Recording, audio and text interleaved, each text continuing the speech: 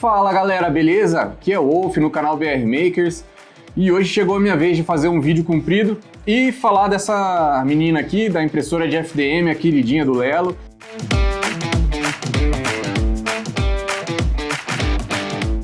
A gente trouxe algumas novidades hoje, nem todas o Lelo já tinha comentado antes, e a primeira delas não é nenhum upgrade de hardware, né? Não é nada de impressão, nada relacionado à estrutura dela, e é uma questão do G-Code. Quando a gente começou a imprimir com ela não estava aquecendo legal, ela estava com um probleminha de rotina. O que a gente teve que fazer? A gente modificou o Start G-Code dela, que são aquelas linhas de código que vão antes da construção da peça, quando ela começa a fazer, quando ela vai imprimir a peça. Então, para a gente burlar mais ou menos o sistema da máquina, a gente tem que mandar no Start G-Code ela pré-aquecer o bico para que ela não comece a imprimir sem estar com o bico totalmente aquecido.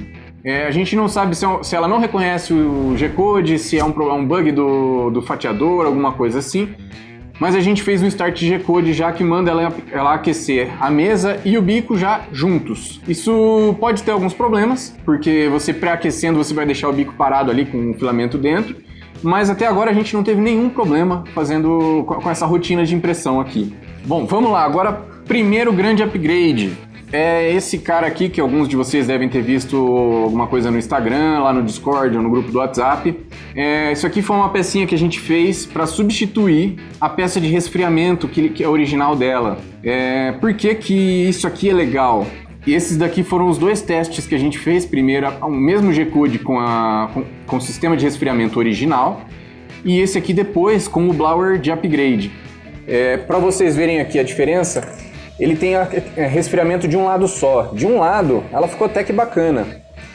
E aí você vê que conforme vai ficando do outro lado da peça, ela começa a ter um comportamento esquisito. Parece deformado e tal. Realmente está deformado porque não teve um resfriamento durante a impressão. Chegou ao ponto de a peça envergar para cima durante a impressão e começar a limpar o bico. E esses pontos pretos são a sujeira do bico, que ficou raspando na peça de tão envergada que ela estava. E nessa outra aqui, isso não aconteceu em nenhum dos lados, porque o resfriamento estava bem homogêneo.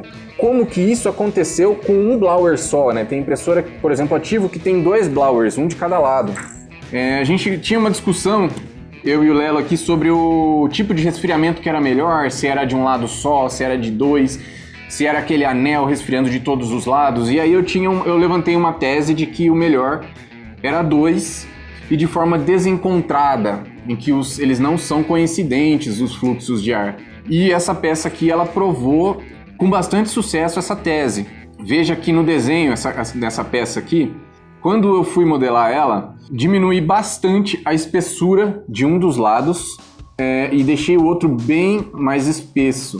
É mais ou menos com a lei da pneumática, que é ar mesmo, e da elétrica também. Se você tem uma maior resistência, se você tem um diâmetro menor, o fluxo vai tentar ir pelo outro lado. Então você vai fazer ele ir pelo lado mais longe com tanta homogeneidade quanto desse lado aqui. E um teste simples que eu fiz já foi suficiente para ver que isso era verdade, que é simplesmente soprar aqui e colocar o dedo. Você vê o direcionamento exatamente aqui, como se o seu dedo fosse o bico. Você consegue sentir o vento dos dois lados. E uma coisa que a gente não consegue perceber, talvez fazendo algum outro teste, é o formato que isso causa, né? O interessante é que a gente conseguiu o efeito que a gente desejava com essa pecinha. E agora, para começar, eu vou mostrar como que faz a substituição dela depois que você imprimir ela. O STL vai estar aí na descrição do vídeo. A gente vai colocar todas as peças impressas aí na descrição do vídeo. A impressora está toda aberta aqui hoje porque a gente vai mexer, vai ter que colocar a mão por um lado, pelo outro, e isso é uma coisa bem bacana dessa impressora, que ela desmonta fácil. Isso aqui é só encaixado. Repara que para você trocar, você vai precisar de muito pouca coisa. Só uma chave Allen de 2 mm, que vai vir nesse parafuso aqui, que fica aqui debaixo. Isso é uma coisa interessante sobre ela. Às vezes você pode se assustar. Toda vez que um end stop é acionado, ela vai fazer esse apito. É bom se acostumar com esse barulho. Se você tiver uma, você vai ouvir ele bastante vezes. Bom, você soltou o parafuso aqui. Ele já está solto, o duto. E aí ele tem algumas travas ali que pode dificultar, mas aí você chacoalhando um pouquinho ele sai. No processo de tirar eu acabei quebrando o pininho original, que ele entra aqui, ó. Um buraco é o do parafuso e o outro é o do pino de trava aqui. Eu acabei tirando ele na hora de desmontar ela, tá? Cuidado para não perder o parafusinho, porque ele é bem pequeno. Você encaixa primeiro aqui essa parte onde vai dentro do blower e praticamente já está montado. Só colocar de volta o parafuso e tá feito aí o primeiro upgrade da nossa Kid. E aí você já vai conseguir fazer umas peças bem legais em PLA sem ter nenhum problema com ela. Agora vamos para o segundo upgrade. Essa peça aqui é o suporte de filamento dela. Acho que como o Lelo comentou, eu fui lá e desenhei essa peça aqui rapidinho, porque a gente tinha que colocar as impressoras para rodar e os rolos de filamento da 3D Fila não estavam encaixando. Quando eu fiz, ele falou, poxa, mas é muito material gasto à toa. Por que você não coloca ela na mesa assim para economizar material? Foi a melhor alternativa. A gente economizou bastante tempo aqui, quase a metade do tempo. Quando você pega a impressora nova, ela vai vir com este cara parafusado aqui. E aí você vai ter que tirar ele daqui, obviamente. Muito provavelmente ele vai sair na mão com facilidade. Mas, como a gente comprou algumas... A gente comprou mais 11 impressoras. A gente pode perceber que tem uma certa dificuldade. Esse aqui é um bom exemplo. Você não consegue ver o parafuso, porque ele está coberto por um plástico que eles usam ali para proteger. Não sei porquê.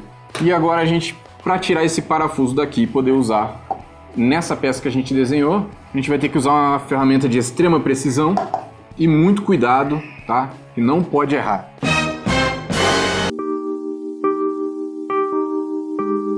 Depois de tirar com bastante carinho, você vem aqui, dá uma derretidinha.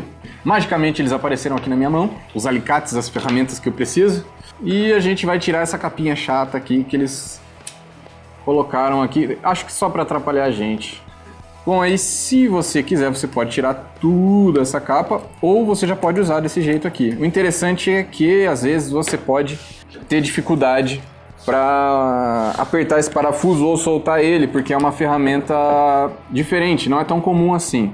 Tá? A gente tem aqui no caso um bit bem grande, dá certinho aqui, mas senão uma Philips comum não vai fazer o trabalho, tá? Tem que se atentar a isso aí. Pode colocar ele aqui no lugar.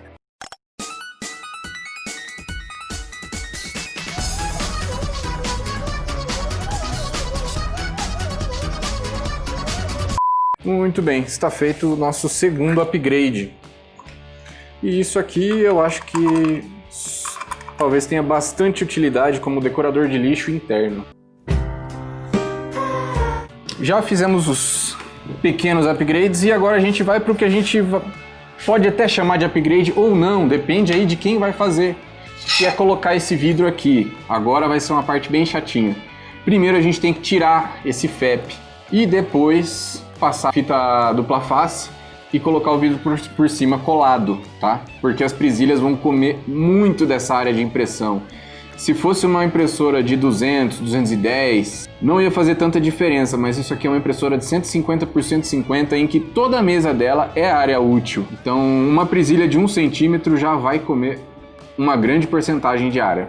Então aqui a gente pode primeiro pré-aquecer, não precisa colocar ela no máximo, 72, é uma temperatura que a gente vai conseguir trabalhar colocando a mão sem ficar se queimando com a mesa.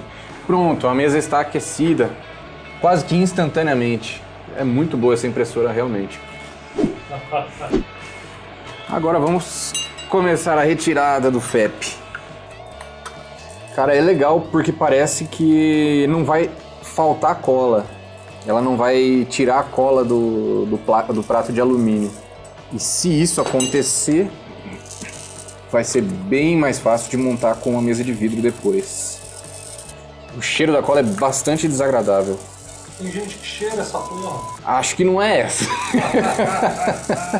Bom, tem alguns lugares que ficaram bastante sem cola e alguns sobrou um tanto considerável ainda. Vamos ver se com a espátula faz alguma diferença. Creio que não, mas não custa tentar. Talvez eu acabe piorando as coisas. Vamos tentar remover isso que eu comecei a tirar. E é isso aí, essa cola não vai sair tão facilmente. talvez com 1 litro de óleo aí ela saísse um pouco mais fácil. Então agora, qual vai ser a nossa abordagem para garantir que não vai faltar cola? Cola dupla face fina. A gente já vai adicionar uma boa espessura à mesa. A gente vai ter que baixar bem a mola dela. Se a gente usar uma dupla face grossa, talvez a gente não consiga baixar tanto. Então é bom a gente economizar na altura agora. Gente, quando você for fazer um trabalho desses, lembre-se, a impressão 3D exige muita paciência, às vezes um certo nível de autismo. 2000 years later. Eba, acabou! Mentira! Agora tem que tirar a parte de cima. One eternity later. Então agora vamos ao quarto e último upgrade. Sim, tem a dupla face daqui. Bom, essa parte é um pouco mais fácil. Bom, aparentemente tá tudo certo. Parece que ficou bom. Agora vai ter um bônus aí, não previsto, que é o nivelamento dela. Ter um pouquinho de precaução aqui e baixar esse nível e mandar nivelar. Olhando contra a luz aqui eu consigo ver um espaço entre o bico e o vidro. Vamos para o próximo ponto. Agora, se você não faz isso de olho, se você não tem confiança para fazer o nivelamento ali no olho, ver mais ou menos a distância que ele tem que ficar.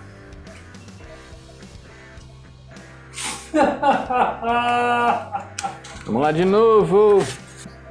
Bom, e se você não quer fazer ele no olho, como eu fiz aqui o nivelamento, você pode usar esse recurso que eles mandam junto com a impressora, que é mais ou menos um FEP, sem cola nem nada, que você pode usar aqui como parâmetro.